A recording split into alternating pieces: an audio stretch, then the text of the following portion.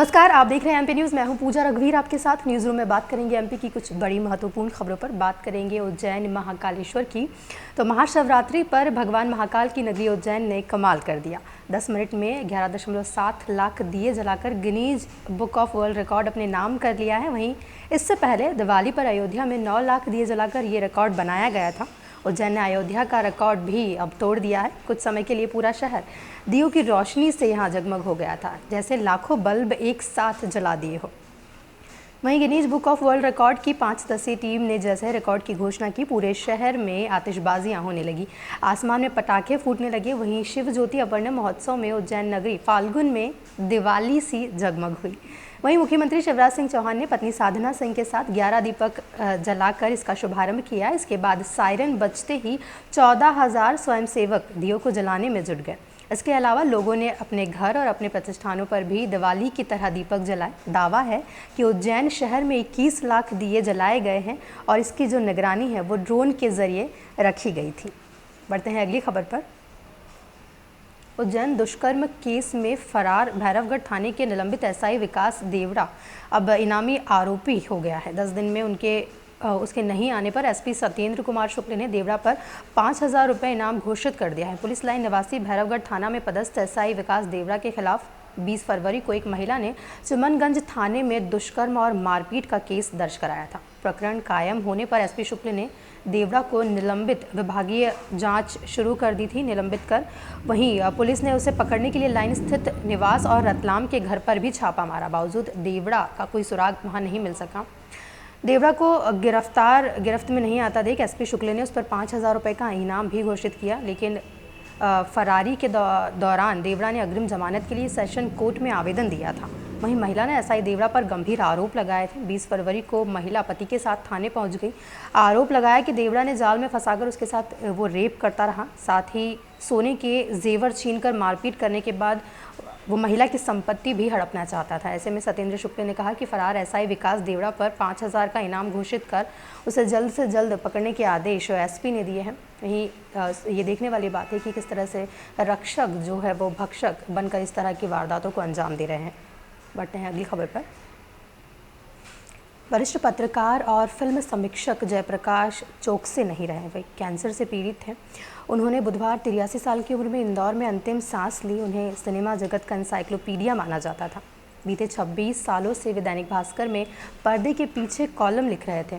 उन्होंने उपन्यास दरबा, महात्मा गांधी और सिनेमा और ताज बेकरारी का बयान भी लिखे हैं। उमाशंकर की कहानी, मनुष्य का मस्तिष्क और उनकी अनुकृति, कैमरा और कुरुक्षेत्र की कराह उनकी कहानियां हैं। वहीं चौकसे जी की समीक्षाएं आम फिल्मी समीक्षाओं की भाषा और गॉसिपबाजी से हटकर हमेशा से ही रही है। उनमें दायित्व बोध भी पाया जाता था और इसलिए वे बहुत ज़्यादा पसंद भी किए जाते थे। दैनिक भास्कर में 25 फरवरी के एडिशन के लिए उन्होंने अपना कॉलम पर्दे के पीछे आखिरी बार लिखा था। इसका टाइटल था यह विदा है, अलविदा नहीं। कभी विचार की बिजली कौंधी तो फिर रूबरू हो सकता हूँ, लेकिन संभावनाएं शून्य है। तो जयप्रकाश चौकसे जी, जिनका बॉलीवुड में हमेशा से डंका बजता रहा है, सलीम खान साहब हो या जावेद अख्तर, उनकी लेखनी से हमेशा से ही प्रभावित रहे हैं और इंदौर की जनता उन्हें पढ़ने के लिए ही दैनिक भास्कर जैसे अखबारों को भी हमेशा से पढ़ती आई है, उनके कॉलम को पढ़ने के लिए। खैर, बढ़ते हैं अगली खबर पर। ग्वालियर में क्राइम ब्रांच ने मैट्रिमोनियल साइट्स और कॉल सेंटर के जरिए ठगी करने वाले इंस्टेंट गैंग को पकड़ा है। इनके पास मिले हैं मोबाइल, सिम कार्ड, रजिस्टर और लैपटॉप से ऐसे खुलासे हुए हैं कि पुलिस अफसर भी हैरान रह गए। यह गैंग ज़्यादा उम्र के ऐसे लोगों को टारगेट करती थी जिनकी शादी नहीं हुई हो। कॉल सेंटर में 15 से 19 साल की लड़कियों को कॉलिंग के लिए रखा गया था ताकि इनकी आवाज़ के जरिए लोगों को फंसाया जाए। कुंवारों को फंसाने के लिए इस गैंग ने 3 फर्जी मैट्रिमोनियल वेबसाइट बना रखी है, जहां पर पहले प्राइमरी डिटेल ली जाती थी। जैसे ही कोई ये जानकारी भरता था तो उसकी उम्र देखकर उसके पास खूबसूरत लड़कियों के प्रपोजल भेजे जाते थे। इसके लिए रजिस्ट्रेशन चार्ज भरने के लिए भी कहा जाता था। जैसे ही राशि भरी जाती थी, मोबाइल नंबर ब्लॉक कर दिया जाता था। वहीं पुलिस ने मुखबिर से मिली सूचना के बाद इस गैंग को पकड़ा है। इस गिरोह ने उत्तर प्रदेश के एक रिटायर्ड टीआई को भी जो है दुल्हन दिलाने का सपना दिखाया। वहीं 5,000 रुपये ठग लिए। इसके बाद उनके नंबर को ब्लॉक कर दिया। रिटायर्ड टीआई लगातार नंबर बदल बदल कर कॉल सेंटर पर कॉल करते रहे और उनका ये पूछना रहा कि क्या हुआ है, लेकिन कोई जवाब उधर से नहीं मिला। वहीं गैंग ने 11 राज्यों में करीब 1400 लोगों को अपना शिकार भी बनाया है।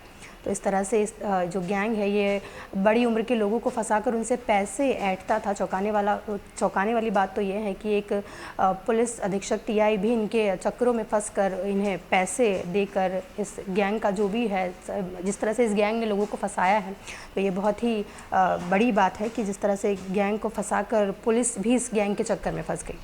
बढ़ते हैं अगली खबर पर। भोपाल में हाल ही में स्टेट बैंक के मैनेजर दर्शन दानी के साथ ठगी की घटना हुई है, जिसके बाद स्पेलिंग में हेरफेर कर फ्रॉड करने के तरीके का खुलासा हुआ है। दरअसल दानी को एक ईमेल आया जिसमें 3 बैंक अकाउंट नंबर लिखे थे। इसके बाद मेल करने वाले ने मैनेजर को फ़ोन लगाया और ख़ुद को सुराना मोटर्स का मालिक राजेंद्र सुराना बताकर कहा कि 25,96,000 रुपये इन खातों में ट्रांसफ़र कर दीजिए। राजेंद्र सुराना की साख होने पर जल्दबाजी में मैनेजर ने ईमेल की स्पेलिंग चेक नहीं की और रकम ट्रांसफ़र कर दी। इसका मैसेज जब सुराना को मोबाइल पर आया तो उन्होंने मैनेजर को फ़ोन कर जानकारी मांगी। मैनेजर ने जब ईमेल आईडी चेक की तो जालसाज ने सुराना की ईमेल आईडी से ही मिलती जुलती आईडी बनाई थी। 2 शब्द इधर से उधर किए थे। स्पेलिंग में हेरफेर कर फ्रॉड भी किए जाते हैं। साइबर क्रिमिनल्स तो अमेज़ॉन के ओ अक्षर को हटाकर 0 लगा देते हैं।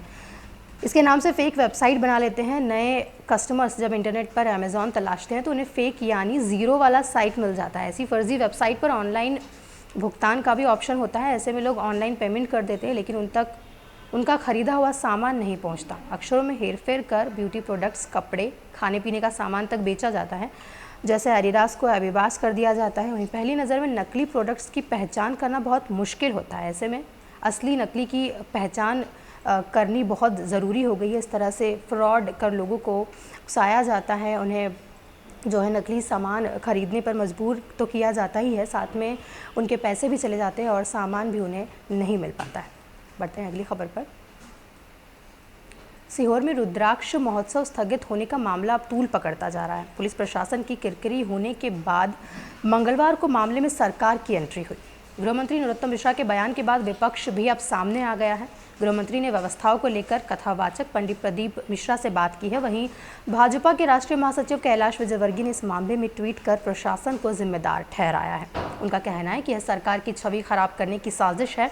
विजयवर्गीय ने सीएम को लिखी चिट्ठी में कहा कि सीहोर प्रशासन की मेरे जैसे सनातनियों को बहुत आघात पहुंचा है। आप 17 साल से मुख्यमंत्री, आखिर ऐसी क्या विपदा आ गई जो पंडित मिश्रा पर दबाव बनाकर कथा निरस्त कराना पड़ी।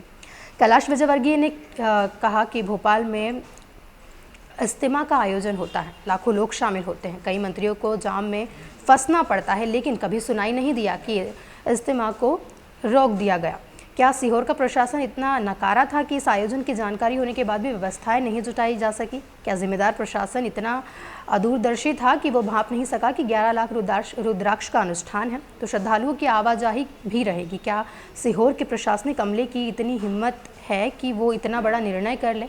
शिवराज जी, ऐसे अनगिनत सवालों के जवाब नहीं मिल रहे हैं। वहीं गृहमंत्री ने कहा कि दंडवत प्रणाम कर रहा हूँ महाराज, निवेदन कर रहा था कि प्रशासन की कोई दिक्कत तो नहीं, कोई बात होगी तो बताइएगा, कोई भी आवश्यकता हो, आपके आशीर्वाद से ही सरकार है। जवाब में पंडित जी ने कहा कि आज सभी व्यवस्थाएं दुरुस्त है, अब कोई दिक्कत नहीं है। पंडित मिश्रा ने गृहमंत्री से एक बार मंदिर आने को कहा। जवाब में गृहमंत्री ने कहा कि वे ज़रूर आएंगे। वहीं कमलनाथ ने इवेंट को लेकर सरकार को घेरा। गृहमंत्री के बयान के बाद पूर्व मुख्यमंत्री कमलनाथ ने ट्वीट कर सरकार को कहा कि महाशिवरात्रि की पूर्व संध्या शिवराज जी की सरकार, शिवराज जी का क्षेत्र और शिव ज्ञान की गंगा बहाने वाला शिव महापुराण व रुद्राक्ष महोत्सव का 7 दिवसीय महाआयोजन दबाव डालकर पहले दिन ही स्थगित कर दिया गया, क्योंकि प्रशासन लाखों श्रद्धालुओं की व्यवस्था संभालने में असफल साबित हुआ।